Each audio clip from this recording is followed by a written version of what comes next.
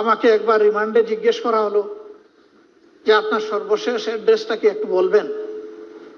আমি বললাম কোনটা বলবো? বলে যে কোনটা মানে? বললাম আমার তো শত শত অ্যাড্রেস। বলে স্যার এই অবস্থায় আপনি আমাদের সাথে একটু হালকা আনন্দ ভাগাভাগি, বলছিল মস্করা করতে পারেন।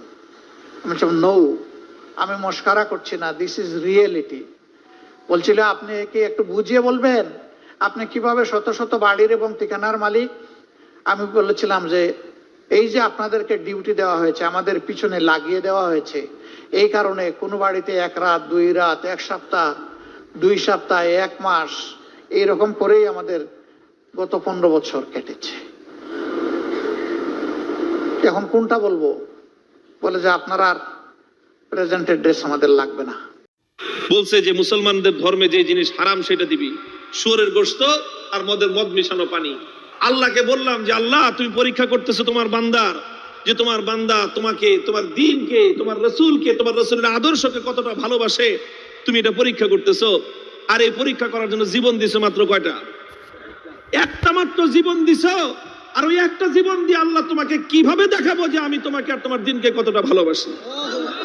তুমি আমাকে 1000 জীবন দান করতাম, একটা একটা করে জীবন তোমার জন্য উৎসর্গ করে তোমার বান্দা আব্দুল্লাহ বিন হুযাফা দুনিয়ার সামনে প্রমাণ করে দিত ইমানদারের কাছে ইমানের দাম কত বেশি।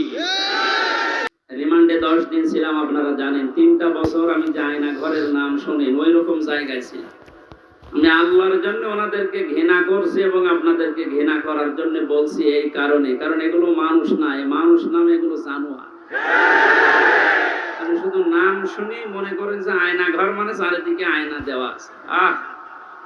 এটা কত বড় ভয়ঙ্কর! মানবতার সাথে আমরা মানবতা বিরোধী অপরাধের বিচার করলাম। এই ঘরের সাথে যারা জড়িত A to Z প্রত্যেকটা মানবতা বিরোধী অপরাধের শামিল। এদের বিচার এখনই করা দরকার।